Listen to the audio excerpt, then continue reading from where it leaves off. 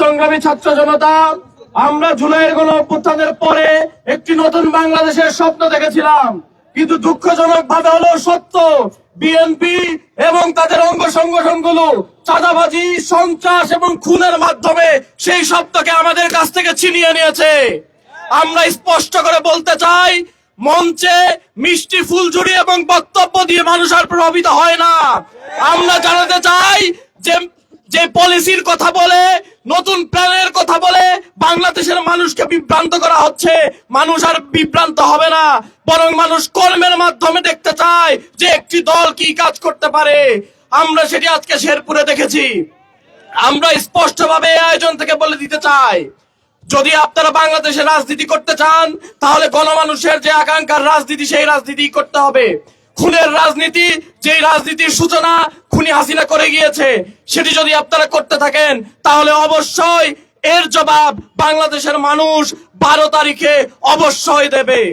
একই সাথে প্রশাসনকে বলে দিতে চাই, আপনাদের সামনে, আপনাদের কাঁধে অনেক বড় দায়িত্ব।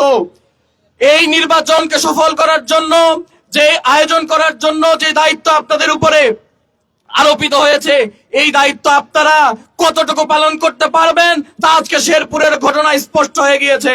যদি আপনারা নিরপেক্ষভাবে এর তদন্ত করে দোষীদেরকে বিচারের আওতায় আনতে না পারেন তাহলে আপনাদের পরিণতিও ভয়াবহ হবে। আমরা যে কোনো সন্ত্রাস, চাঁদাবাজ এবং খুনের বিরুদ্ধে রাজপথে থেকে আবার প্রতিরোধ গড়ে তুলবো ইনশাআল্লাহ। সেই প্রতিরোধে সবাইকে শামিল হওয়ার আহ্বান জানিয়ে শেষ করছি। আসসালামু আলাইকুম ওয়া রাহমাতুল্লাহ। উপস্থিত ছাত্র জনতা, এ পর্যায়ে আমাদের মাঝে বক্তব্য নিয়ে আসবেন ডাকসুর জিএস এস এম ফরহাদ।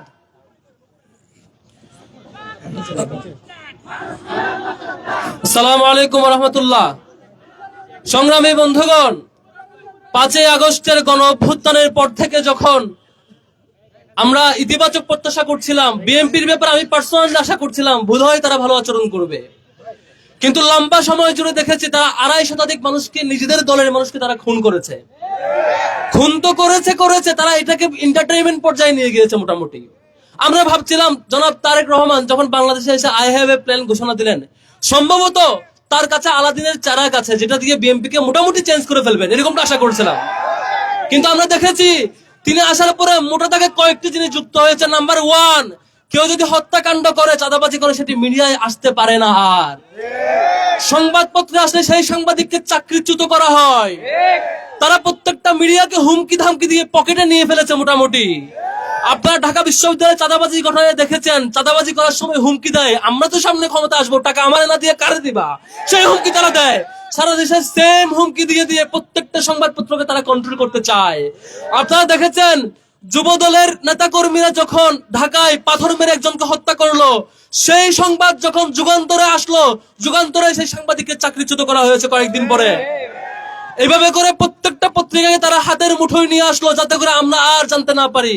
কিন্তু এই যুগে, জেনজির যুগে এইসব ধাপ্পাবাজি আর চলবে না। আপনি শেরপুরে খুন করবেন, মুহূর্তের মধ্যে খবর ঢাকায় চলে আসবে, সংবাদপত্রে ছাপাক বা না ছাপাক আমাদের সামনে সেই সংবাদ চলে আসবে, গণ প্রতিরোধ হবে, বারবার 5 আগস্ট ফিরে আসবে এমন করে। আপনারা দেখেছেন সম্মানিত বিক্ষুব্ধ জনগণ, আপনারা দেখেছেন এই যে হত্যাকাণ্ড, এই হত্যাকাণ্ড ধারাবাহিকতা এখানেই থামে নাই। আমরা দেখেছিলাম সেই 14 জুলাই এই ঢাকা বিশ্ববিদ্যালয় এলাকায়, 14-15 জুলাই ঢাকা বিশ্ববিদ্যালয়ে ছাত্রলীগের সন্ত্রাসীরা ছাত্রীদের উপর হামলা করেছিল। এখন আমরা দেখি বিএনপির সন্ত্রাসীরা গ্রামে গ্রামে নারীদের উপর হামলা করছে। সেম তাদের উপরে সেম। এই যে নারীদের উপর হামলা করা, এই যে প্ল্যানের অংশ, তারা মিডিয়াকে কন্ট্রোল করা, সবকিছু কন্ট্রোল করা, আবার নাটক মঞ্চস্থ করে লজ্জাহীনতার বহিঃপ্রকাশ। তারা মঞ্চে আবার নারীদের ডেকে নিয়ে এসে নাটক মঞ্চস্থ করে। এই নাটক নির্লজ্জতার বহিঃপ্রকাশ, এই নাটক তাদের সেই অক্ষমতার বহিঃপ্রকাশ। সম্মানিত বন্ধুগণ, বাংলাদেশ আমরা 5 আগস্টের মধ্য দিয়ে একটা বিশাল প্রশিক্ষণের মধ্য দিয়ে গিয়েছি। আমরা জানি কিভাবে আর্মি, পুলিশ অফিসার থেকে শুরু করে সবাই নিষ্ক্রিয় থাকলো, কিভাবে সন্ত্রাসের বিরুদ্ধে গণ প্রতিরোধ গড়ে তুলতে হয় সেটা আমরা জানি। আজকে আমরা শেরপুরে দেখেছি সেই রেজাউল যেমন নিহত হয়েছে, খুন হয়েছে, পাশাপাশি সেনা অফিসাররাও আহত হয়েছে। খুবই দুর্ভাগ্যের ব্যাপার, যেখানে ইসি এবং ইন্টারিম গভর্নমেন্ট বারবার বলে কিছু হলে আমাদের ফাইনাল যে প্রোটেক্ট করবে তারা হচ্ছে আর্মি অফিসার। আজকে দেখলাম বিএনপির হাতে আর্মি অফিসাররা আহত হয়েছে, সেনা প্রধানের পক্ষ থেকে এখন পর্যন্ত কোনো ফিডব্যাক আসে নাই। আমরা সেই নির্লজ্জ অ্যাপ্রোচ আমরা দেখতে চাই না। হ্যাঁ, এটাও সতর্ক করতে চাই যে বিএনপি গত লম্বা সময় জুড়ে সারা দেশে ক্যাম্পেইন করছে, বড় বড় বক্তৃতা রাখছে, এখন পর্যন্ত জুলাই সনদের পক্ষে একটি মাত্র বক্তৃতা তারেক রহমানের পক্ষ থেকে আসে নাই। তাদের এই নির্লজ্জ আচরণ, জুলাই শহীদদের প্রতি এই নির্লজ্জ অ্যাপ্রোচ, শহীদদের প্রতি এই বিশ্বাসঘাতকতার জবাব আমরা 12 তারিখ দেব ইনশাআল্লাহ। আমরা এখন সতর্ক করতে চাই, যদি আপনারা সেই হাসিনার পথে হাঁটতে না চান, আপনাদের যদি সেই পালানোর পথ খুঁজতে না হয়, সময় থাকতে আপনার দলকে গোছান, খুনিদেরকে সরান। সেই 12 তারিখ যাতে জুলাই গণঅভ্যুত্থানের পক্ষে, হ্যাঁ ভোটের পক্ষে মতামত দেয়, সেই ক্যাম্পেইন আপনারা শুরু করুন। আপনাদের নারী আক্রমণকারীদের বিরুদ্ধে ব্যবস্থা নিন। যদি ব্যবস্থা না নেন, অতি শীঘ্রই দলীয়ভাবে ব্যবস্থা আমরা ধরে নিব। আপনারা সাংগঠনিক সিদ্ধান্ত নিয়ে খুন করছেন, আমরা ধরে নেব। আপনারা সাংগঠনিক সিদ্ধান্ত নিয়ে সরাসরি আপনার কমান্ডার নারীদের উপর আক্রমণ চলছে। সুতরাং আমরা এই ডাকসু নয়, শুধু ডাকসু থেকে শুরু করে সারা বাংলাদেশের সকল শিক্ষার্থী আগামী 12 তারিখ আপনার এই খুন, আপনার এই নারীদের উপর আক্রমণ, আপনার এই মিডিয়া কন্ট্রোল করা, প্রশাসন কন্ট্রোল করা, ফেসিবাদ হয়ে যাওয়ার সক্রিয় প্রচেষ্টা, আমরা সকল পথ রুদ্ধ করে লাল কার্ড দেখাবো ইনশাআল্লাহ। শেষ করছি, সবাইকে সাধুবাদ। সালাম আলাইকুম রহমতুল্লাহ। উপস্থিত ছাত্রজন একটা কথা বলতে চাই, একটা কথা।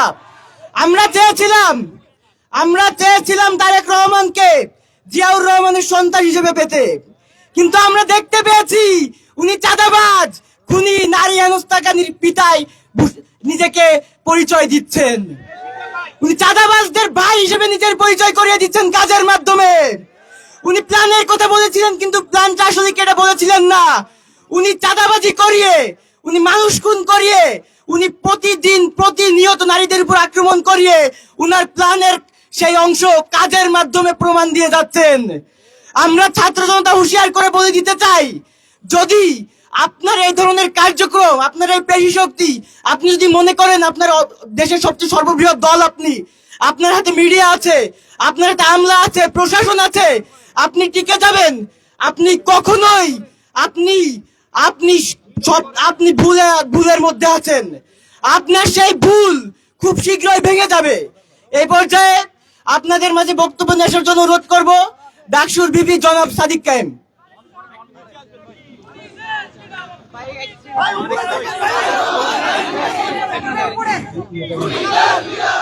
সংগ্রামী সাথী ও বন্ধুগণ, বাংলাদেশ জাতীয়তাবাদী দল, শহীদ জিয়ার আর বিএনপি নেই, বেগম খালেদা জিয়ার আর বিএনপি নেই। এখন বিএনপি হয়ে গেছে চাঁদাবাজ, টেন্ডারবাজ, সন্ত্রাসদের আতরঘর। জুলাই বিপ্লব পরবর্তী আমরা আশা করেছিলাম যারা মজলুম ছিল, যারা দীর্ঘ ফ্যাসিবাদ বিরোধী আন্দোলনে আমাদের সহযোদ্ধা ছিল, তারা জুলাই বিপ্লব পরবর্তী শহীদদের আকাঙ্ক্ষাকে ধারণ করে নতুন বাংলাদেশ বিনির্মাণ করার জন্য কাজ করবে। কিন্তু আমরা দেখতে পেয়েছি গত 1.5 বছর জুড়ে সন্ত্রাসের সাথে, চাঁদাবাজির সাথে, টেন্ডারবাজির সাথে, রাহাজানির সাথে যেই দলটি সবচেয়ে বেশি জড়িত ছিল তার নাম হচ্ছে বিএনপি। আমরা দেখতে পেয়েছি বিএনপি নিজেদের মধ্যে কনফ্লিক্টে 200-র অধিক মানুষকে মেরে ফেলেছে। যাদের হাতে নিজেদের দলের লোকরা নিরাপদ না, তাদের হাতে কিভাবে দেশ নিরাপদ? আমরা আশা করেছিলাম বিএনপির নেতা জনাব তারেক রহমান দেশে আসার পরে এই বিশৃঙ্খল বিএনপিকে তিনি সাবধান করবেন, তাদেরকে ঠিক করবেন। তিনি আসার পরে বলেছেন আই হ্যাভ এ প্ল্যান, এবং সেই প্ল্যান শুনে আমরা আশাবাদী হয়েছিলাম। কিন্তু আমরা এসে দেখতে পেয়েছি তার প্ল্যান হলো সারা দেশে 50-এর অধিক জায়গায় আমাদের মা বোনদের উপর হামলা করা। আরে ধিক্কার জানাই, নারীদের উপর হামলা করস, তোদের কি মা বোন নাই? শেম, লজ্জা। একই সাথে আমরা দেখতে পেয়েছি সারা দেশের প্রতিটি পাড়ায় পাড়ায়, মহল্লা মহল্লায় চাঁদাবাজির সাথে এই দলের তৃণমূল থেকে কেন্দ্র পর্যন্ত সর্বপর্যায়ে নেতৃবৃন্দ জড়িত আছে, এবং এই চাঁদাবাজি যারা করে তাদেরকে আবার পুরস্কৃত করা হয়। একই সাথে আমরা দেখতে পেয়েছি তার প্ল্যানের মধ্যে বাংলাদেশে জুলাই বিপ্লব পরবর্তী বাংলাদেশের প্রতিটি ক্যাম্পাসে যে গণতান্ত্রিক ধারা শুরু হয়েছে ছাত্র সংসদ নির্বাচনকে কেন্দ্র করে, সেই নির্বাচনকে জনাব তারেক রহমানের নির্দেশে নির্বাচন কমিশনের সামনে মত তৈরি করে এবং বিচার বিভাগকে প্রভাবিত করে শাহজালাল বিজ্ঞান ও প্রযুক্তি বিশ্ববিদ্যালয়ের ছাত্র সংসদ নির্বাচনকে বন্ধ করে দিতে। আমার কাছে মনে হয় এই বিএনপি 12 ফেব্রুয়ারি পর্যন্ত যাওয়ার আগে তারা আগে পরাজয় মেনে নিয়েছে। আমরা চাই আপনারা আগে থেকে পরাজয় বরণ করার দরকার নেই, সুস্থ তারা রাজনীতি করেন। শহীদ জিয়ার যে বিএনপি, বেগম খালেদা জিয়ার যে বিএনপি, সেই বিএনপির আদর্শ বাংলাদেশপন্থী রাজনীতি করেন, তাহলে আপনাদের যে হারানো অতীত আছে সেটা ফিরে আসবে। আমি অনুরোধ করবো জনাব তারেক রহমানকে, এখনো সময় আছে, আপনার দলকে আপনি সংস্কার করেন। জুলাই বিপ্লবের যে আকাঙ্ক্ষা, শহীদদের যে আকাঙ্ক্ষা, সেটাকে ধারণ করেন। সন্ত্রাসী যে আছে, নারী হেনস্থাকারী যারা আছে, তাদেরকে আইডেন্টিফাই করে তাদেরকে বিচারের আওতায় নিয়ে আসেন। এবং আমরা দেখতে পাচ্ছি জনাব তারেক রহমান ঘন্টার পর ঘন্টা বক্তৃতা দেয়, কিন্তু তার সারা দেশের বক্তৃতার মধ্যে হায়ের পক্ষে আমরা কোনো ক্যাম্পেইন দেখতে পাই না। আরে ভাই, হায়ের পক্ষে যদি ক্যাম্পেইন করতে ভয় পান, তাহলে আপনার কি অবস্থান পরিষ্কার করে আপনি কি সেই ফেসিবাদী কাঠামোকে ফিরে আসতে চান? হাসিনার যে কাঠামো ছিল সেই কাঠামোকে ফিরে আসতে চান? আমরা বলতে চাই আপনার অবস্থান পরিষ্কার করেন। বাংলাদেশে যদি রাজনীতি করতে হয়, এই হায়ের পক্ষে ক্যাম্পেইন করতে হবে, জুলাইয়ের আকাঙ্ক্ষাকে ধারণ করতে হবে, শহীদদের আকাঙ্ক্ষাকে ধারণ করতে হবে, ইনসাফের পক্ষে কথা বলতে হবে এবং সন্ত্রাসী, চাঁদাবাজ, দুর্নীতিবাজদের বিরুদ্ধে জিরো টলারেন্স দিতে ঘোষণা করতে হবে। আমরা আজকে দেখতে পেয়েছি শেরপুরের মধ্যে এই বিএনপির সন্ত্রাসীরা হামলা করে জামাতের রেজাউল ভাইকে হত্যা করেছে এবং একই সাথে এখন পর্যন্ত 10 জন মুমূর্ষ অবস্থায় আছে। প্রায় 100 এর অধিক জনতা তারা আহত অবস্থায় হাসপাতালে আছে। আমরা কোয়েশ্চেন করতে চাই নির্বাচন কমিশনকে, আপনারা কি করেছেন যখন এই প্রার্থীদের উপর হামলা হচ্ছে, জনগণের উপর হামলা করছে, রাজনৈতিক দলগুলোর উপর হামলা হচ্ছে, তখন এই আইন শৃঙ্খলা বাহিনীকে আমরা পালাতে দেখেছি। আপনারা যদি এভাবে এই নাগরিকদের নিরাপত্তা নিশ্চিত করতে না পারেন, তাহলে আপনাদের দায়িত্ব নেওয়ার দরকার নেই। আমরা অনুরোধ করবো অন্তর্বর্তীকালীন সরকারকে এবং নির্বাচন কমিশনকে একটি ফ্রি, ফেয়ার, ক্রেডিবল নির্বাচন করার জন্য লেভেল প্লেইং ফিল্ড এনশিওর করতে হবে এবং যারা সন্ত্রাসী আছে, যারা দুর্নীতিবাজ আছে, যারা চাঁদাবাজ আছে, যারা বাংলাদেশে সেই মাসল পাওয়ার পুলিশ ফিরে নিয়ে আসতে চায়, তাদের বিরুদ্ধে ব্যবস্থা গ্রহণ করতে হবে। আর যদি সে জায়গায় ব্যর্থ হয়, তাহলে বাংলাদেশে জুলাইয়ের প্রজন্ম যেভাবে রাজপথে নেমে এসেছিল, তার চাইতে শক্তিশালী ভাবে তারা রাজপথে নেমে আসবে। এবং সাবধান করতে চাই, যারা আমার মা বোনদের উপর হামলা করছেন, ওই কাপুরুষের দল, তোদেরকে সাবধান করে দিচ্ছি, আর কোন আমার মা বোনের উপর যদি হামলা হয়, তোদের ঠিকানা এই বাংলাদেশে হবে না। আমরা বলতে চাই, এই জুলাই বিপ্লবে খুনি